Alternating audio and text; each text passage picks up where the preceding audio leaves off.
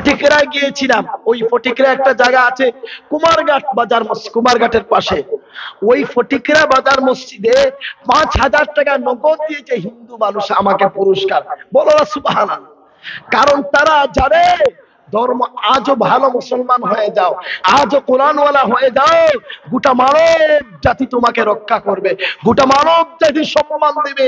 রসুলের আদর্শ মেনে নাও, দেখবা তোমার সম্মান কোথায় চলে যায়। আজ থেকে এই গ্রামের মানুষ নামাজি হয়ে যাও, 1 বছরের ভিতরে তোমাদের ভাগ্য যদি পরিবর্তন না হয়, তোমাদের গরিবী যদি দূর না হয়, আমার কান কেটে ফেলবা ইনশাআল্লাহ। আল্লাহর শপথ করে বলছি, আল্লাহর নামে শপথ করে বলছি, 5 ওয়াক্ত নামাজি হয়ে যাও, ঐক্যবদ্ধ হয়ে মসজিদের কাজ আরম্ভ করে নাও, দেখবা অভাব অনটন দূর হয়ে যাবে। তো আমাদের নবী কেমন নবী ছিল? আমাদের নবী মুহাম্মদ ইতিহাদ শিষ্য শাখা সমন্বিত। ঋষি মশাই বলতে তার উপরে মানবতা আর আসবে না। তিনি সবচেয়ে বেস্ট একজন মানব প্রেমী মানুষ। তার কাছে মানবতা থাকবে, তার কাছে হিন্দু মুসলিম খ্রিস্টান থাকবে না। তিনি মানবকে মানুষতা বলে মূল্যায়ন করবে। কেমন নবী ছিলেন জানেন? নবীজি একদিন রাস্তা দিয়ে হেঁটে যাচ্ছে, যাওয়ার বেলায় দেখে একজন বৃদ্ধ মহিলা, একজন বুড়ো মহিলা বিশাল বোঝা বহন করে চলে যাচ্ছে। নবীজি বললে, ওগো মা, বুড়িমা কোথায় যাইবা? তোমার বোঝাটা আমার উপরে দাও। বুড়িমার বোঝা দুজাহানের বাদশা রাহমাতুল লিল আলামিন বহন করে নেয়। বুড়িমা নবীকে গালি দেয়, নবীকে তো চিনে না বুড়িমা। বলে, আরে যুবক, মোহাম্মদ নামে এক ব্যক্তি এসেছে, ওই ব্যক্তি আমাদের ধর্ম থেকে ধর্মান্তরিত করে ফেলে। ওই একজন মানুষ এসেছে, তার ভয়ে, তার অত্যাচারের কারণে আমি পলায়ন করছি। নবীজিকে বলছে মোহাম্মদ নামে এক ব্যক্তি এসেছে, ও অত্যাচার করে, অত্যাচারিত করছে আমাদেরকে, তার ভয়ে সেই মানুষটার জ্বালার যন্ত্রণায় চলে যাচ্ছি। অথচ নবীজি ওই মহিলার বোঝা নিচ্ছে, বহন করে বোঝা যাইতে যাইতে পাহাড়ের শৃঙ্গে, উঁচু পাহাড়ের চূড়ায় নবীজিকে নিয়ে গেল। ওই সময় মহিলা বলল, ওরে ছেলে, ওরে যুবক, এখানেই আমার শেষ জায়গা, ওইখানে তুমি আমার বোঝা দিয়ে চলে যাও। তখন নবীজি বোঝাটা মাথা থেকে নামাইয়া চলে যায়। ওই সময় বুড়া মহিলা বলে, ওরে যুবক, তোমার নামটা বলো না, তুমি কে? তোমাকে যদি আল্লাহ নবী করতো তাহলে কতই না ভালো হতো, কতই না উত্তম হতো, আমাদের ভাগ্যের চাকা ঘুরে যেত। তোমার মতো নবী হওয়া দরকার ছিল, তোমার মতো এক ব্যক্তি। নবীজি কথা বলছে না, চলে যাচ্ছে। ব্যক্তি বলছে, বুড়ি মা বলছে, যুবক নামটা বলবি তো? নবীজি নাম বলে না। কেন নাম বলে না? এই জন্য নাম বলে না, ওই সময় যদি নবীজি নাম বলে বুড়ো মা হয়তো কেঁপে যাবে, বুড়ো মা হয়তো ভয় পেয়ে যাবে। ওই জন্য নবীজি আর কথা বলে না। রব্বুল আলামিন বললেন, ওগো আমার হাবিব, আপনি কথা বলে ফেলুন, নিজের পরিচয় গোপন রাখবেন না। ইয়া রাসূলুল্লাহ, আপনার পরিচয় তুলে ধরুন। ওই সময় মুহাম্মদুর রাসূলুল্লাহ বললেন, ওগো বুড়িমা, যার বয়ে দেশ ত্যাগ করে যাচ্ছ, যার কারণে ঘর বাড়ি ছেড়ে মানবহীন জঙ্গলের ভিতরে চলে যাও মাগো, সেই মুহাম্মদ আমি হলাম মুহাম্মদ, আব্দুল্লাহর বেটা আমি মুহাম্মদ। ওই সময় বুড়িমা চোখের পানি ছেড়ে বলে, ইয়া রাসূলুল্লাহ, ইয়া হাবিবাল্লাহ, ওগো আল্লাহর রাসূল, এত ভুল করেছি, ক্ষমা করে দাও। যত ঘটনা শুনেছি ওগো রাসূল, এগুলো ঘটনা নয়, এগুলো হলো রটনা। রটিয়েছে, একটা হয় ঘটনা, একটা হয় রটনা, একটা হয় ইতিহাস, একটা হয় রুটিহাস। ঘটনা হলো বাস্তব যেটা হয়েছে, আর রটনা কি? কোথায় কি মসজিদ ছিল, মন্দির ছিল, মসজিদ বানিয়েছে, এটা রটনা? রটনা বলা যাবে? কোথায় বলবেন মুসলমানরা পাকিস্তানি, ওরা বাংলাদেশি, এটা হচ্ছে রটনা? মুসলমানরা ভারতবাসী, এই ভারত ভুবন যদি হয়ে রে কুরন বেরিয়ে আসবে মুসলমানের রক্তের প্লাবন, এটা হচ্ছে ঘটনা। আর মুসলমানরা বাংলাদেশ থেকে এসেছে, এটা হচ্ছে রটনা। বুঝতে পারছেন? রুটিহাস কি? রুটিহাস হলো, ইতিহাস হলো কাসিম নানতওয়ি, ইমদাদুল্লাহ মুহাজির মক্কি, আশরাফ আলী তানভী, হুসাইন আহমদ মাদানী ভারতের জন্য লড়াই করে জীবন দিয়েছে, এটা হলো ইতিহাস। আর যারা বলে বাবর এসে ভারত ধ্বংস করেছে, এটা হলো ইতিহাস। তো ব্যক্তি বলে ইয়া রাসূলুল্লাহ কি ইয়া হাবিবাল্লাহ, আপনার কাছে ক্ষমা চাই, ওগো রাসূল আমাকে কলেমা পড়াইয়া মুসলমান করে দাও। বলো না সুবহানাল্লাহ। সেই ছিল আমাদের নবী।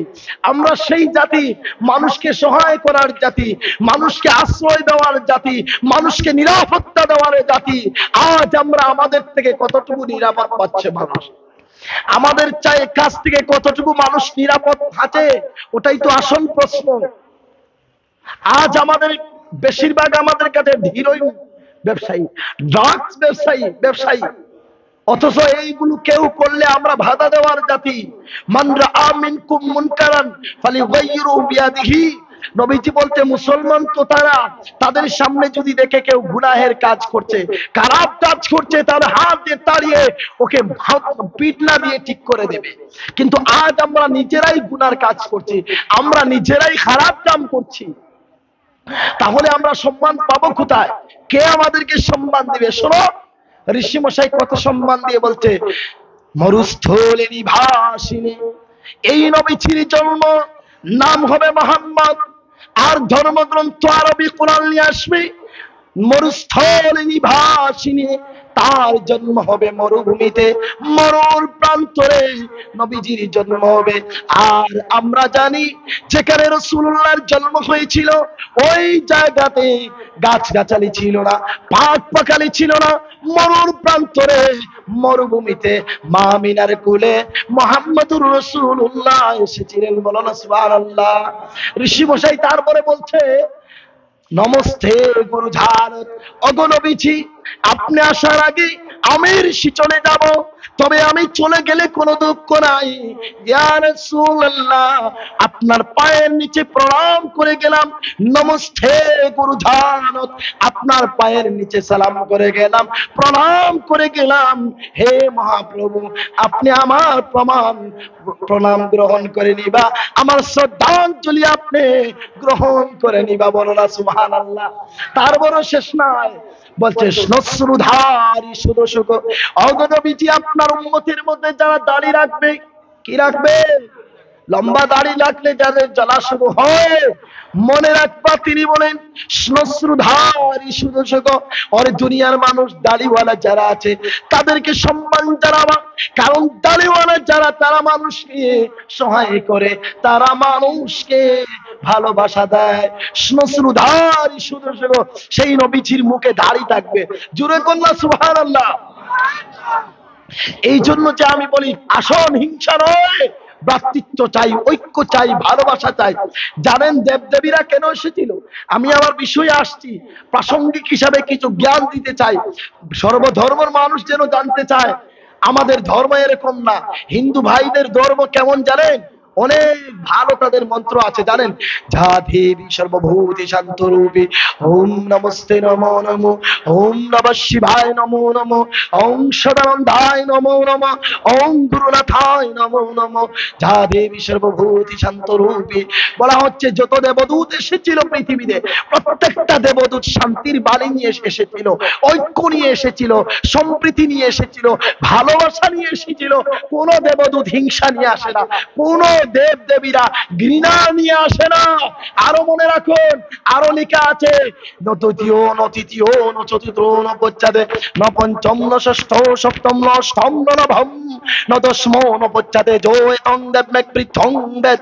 এখানে এসেছে ঈশ্বর তিনি এক। আজ যে আমরা মুসলমানরা যেভাবে ধর্ম থেকে দূরে, ঠিক তদ্রুপ ভাবে হিন্দু ভাইয়েরাও ধর্ম থেকে দূরে। আজ সমাজে শান্তি নাই, আজ সমাজে ভালোবাসা নাই, আজ আমরা মন্দিরের নিরাপত্তা দিতে পারছি না, আজ আমরা হিন্দুদেরকে ঘৃণা করি, কারণ আমাদের ইসলাম ধর্ম আমাদের জানা নাই। ঠিক তদ্রুপ ভাবে হিন্দু কিছু মানুষেরা মুসলমানকে ঘৃণা করে, কারণ তারা ধর্ম জানে না। উভয় দল, উভয় ধর্মাবলম্বী মানুষ ধর্ম থেকে চলে গেছে। তাই আমি সময়ের দাবি হিসাবে বলি, জায়গায় জায়গায় রামায়ণ পড়া হোক, মহাভারত পড়া হোক, আপনার গীতা পড়া হোক। এইগুলো পড়লে কি হবে? মানবতা আসবে। আর মুসলমানরা হাদিস পড়ো, কোরআন পড়ো, নবীজির সুন্নত জানো, নবীজির আখলাক জানো, নবীজির ব্যবহার জেনে রাখো। এইগুলো যদি আমল করো, আমাদের হিংসা থাকবে না। রাতের 2টার সময়, রাত 3 ঘটিকার সময় হিন্দু মন্দিরের পাশে যেতে পারবে, একজন মানুষ রাত 3টার সময় মসজিদের পাশে যেতে পারবে, সমস্যা হবে না। তো বলা হচ্ছে যা দেবী সর্বভূতি শান্ত রূপী, প্রত্যেকেরাই ঈশ্বরের পক্ষ থেকে শান্তি নিয়ে এসেছিল, ভ্রাতৃত্ব নিয়ে এসেছিল, ভালোবাসা নিয়েছিল। তো ঈশ্বরকে বলছে ন দ্বিতীয় ন তৃতীয় ন চতুর্থ নবচ্ছাদে ন পঞ্চম ন ষষ্ঠ সপ্তম নষ্টম ন নবম ন দশম নবচ্ছাদে জয় তং দেব। ঈশ্বর যিনি এক, তার 2 বলে 4 বলে 5 বলে 6 বলে নেই। জো এতং দেব মেকৃত্যং বেদ, যারা এক ঈশ্বরকে মেনে পৃথিবীর মানুষকে মানবতার চোখে দেখে, মানুষকে মানবতা মুদে মূল্যায়ন করে, তিনি বলছেন সে ঈশ্বরত্ব পাবে। আর আমাদের আছে কুল হু আল্লাহু আহাদ, আয়ে নবী আপ কহা दीजिए कि अल्लाह एक है, अल्लाह समद, अल्लाह तो ही जात है जो बेनियाज है। बोलो सुभान अल्लाह। তো আজ প্রত্যেকটা সম্প্রদায়, প্রত্যেকটা ধর্মাবলম্বী, আমার কাছে একজন বাসুদেব এসেছিল। কি নাম বললাম? বাসুদেব, এবং তার স্ত্রী এসেছিল। এসে কান্না করে বলছে হুজুর আপনার কাছে এসেছি। বললাম কেন এসেছে? বলে আমরা সনবিল থেকে এসেছি, ফাকুয়া গ্রাম থেকে, আমাদের ছেলেটা আমাদের কথা শুনে না। তারপরে তার মা তার পিঠটা বের করে দেখালো, ওই পিঠের মধ্যে এমন প্রহার করেছে, এমন আঘাত করেছে, মায়ের পিঠ পেরে থর জোড়ায় রক্ত বের হয়ে গেছে। বললাম আচ্ছা তোমার ছেলে যে তোমাকে মেরেছে, তোমার ছেলে কি কোনো ব্রাহ্মণের কাছে কিছু পড়াশোনা করেছে, বা কোনো হিন্দু পণ্ডিতের কাছে রামায়ণ পড়েছে, বেদ পড়েছে, গীতা পড়েছে? বলে না, ওটা তো জীবনে পড়েনি। বললাম তাহলে তোমার ছেলে তোমার মারবে না, কি করবে? তোমার ছেলেকে ধর্মের জ্ঞান দাওনি, ধর্মের শিক্ষা দাওনি, ধর্মের নীতি শিক্ষা দাওনি, আখলাক শিক্ষা দাওনি। এই জন্য তো গীতার মন্ত্রগুলো পড়ে না, গীতার বাণী পড়ে না। এই জন্য তো তোমার ছেলে নষ্ট হয়ে গেছে, এই জন্য তো তোমার ছেলে তোমাকে মারছে। তোমার পরিবারে শান্তি নাই, তোমার মেয়ে ছেলে শান্তি নাই, স্বামী স্ত্রীর মধ্যে মিল মহব্বত নাই। কারণটা কি? তোমরা তো ধর্মের থেকে দূরে। আজও যদি ধর্ম শিখে নাও, গীতাটিটা পাঠ করো, তাহলে দেখবা কাল থেকে তোমাদের ঘরে শান্তি আসবে। তো আমাদের এইরকম, ওই আপনার একটা জায়গা, নামটা বললে তারা লজ্জা পাবে, তাই নাম বলছি না, বলে পেলি কচু পাবে।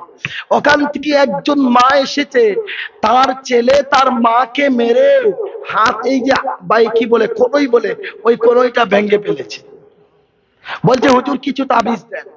বললাম কেন? বলছে আমার ছেলেটা আমাকে মারে, আমার ছেলে আমাকে খাবার দেয় না, আমি ভিক্ষাও করতে পারি না। বলো হুজুর বাঁচি কিভাবে? বললাম আচ্ছা তোমার ছেলে কি মসজিদে পড়াশোনা করেছে, নামাজ কালাম পড়ে তো? বলছে না। বললাম তাহলে তোমার ছেলে মানুষ হয় না। গরুর বাচ্চা গরু হয়, শুয়োরের বাচ্চা শুয়োর হয়, কুকুরের বাচ্চা কুকুর হয়, বিড়ালের বাচ্চা বিড়াল হয়, হাঁসের বাচ্চা হাঁস হয়, মুরগির বাচ্চা মুরগি হয়। মনে রাখবা মানুষের বাচ্চা মানুষ হয় না, তাকে মনুষ্যত্ব শিক্ষা দিতে হবে, ধর্মীয় জ্ঞান অর্জনের মাধ্যমে তাকে মানুষ করতে হয়। আজ আমাদের মক্তবের প্রতি দেখলে দেখবেন, সকালবেলায় বাচ্চা এসেছে, রুইওয়ালা বালিশ ঘুমিয়েছিল, আর বালিশটা রুই বের হয়ে এখানে রুই, ওখানে রুই, ওখানে ফেনাস, ওদিকে লব পড়ছে, মনে হয় মুরগির বাচ্চা উগারতল থেকে বেরিয়ে এসেছে। ঠিক বললাম না ভুল বললাম? তো আমাদের মানুষ, বাচ্চাগুলো মানুষ হবে কিভাবে? মা বাবা তো মানুষ তৈরি করছি না। শুধু জন্ম দিলে বাবা মা হওয়া যায় না, মানুষ জন্ম দিলে মানুষ হয় না, তাকে শিক্ষা দীক্ষা জ্ঞান অর্জনের মাধ্যমে মানুষ করতে হয়। তো বললাম তোমার ছেলেকে মানুষ বানাওনি, এখন আমি তাবিজ দিয়ে কি করব? আমার কাছে এমন কোন পণ্ডিতগিরি নাই, আমি এমন কোনো কিছু করতেও পারি না, যাও আমার কাছ থেকে চলে। তো আল্লাহর বান্দি কেঁদে কেঁদে চলে গেল। কারণটা কি? মক্তব শিক্ষা নাই। যে ছেলে যে পরিবারে দিন থাকবে, আল্লাহর কসম ওই পরিবারে শান্তি থাকবে। আর যে পরিবারে শান্তি থাকবে না, দিন থাকবে না, আল্লাহর কসম করে বলে যাই ওই পরিবারে শান্তি থাকবে না। কেননা আল্লাহ বলছে ওয়ামাল আ'রাদা আন যিকরি, আল্লাহ বলেন বান্দা যখন আমার দিন থেকে চলে যায়, কোরআন থেকে চলে যায়, ইসলাম থেকে চলে যায়, আমার নামাজ থেকে চলে যায়, ফা ইন্না লাহু মাঈশাতান দানকা, আল্লাহ বলে গোলাম রে তোমার জীবনটা সংকুচিত হয়ে যাবে, ওই জীবনে সুখী থাকবে না, ওই জীবনের সুখের মধ্যে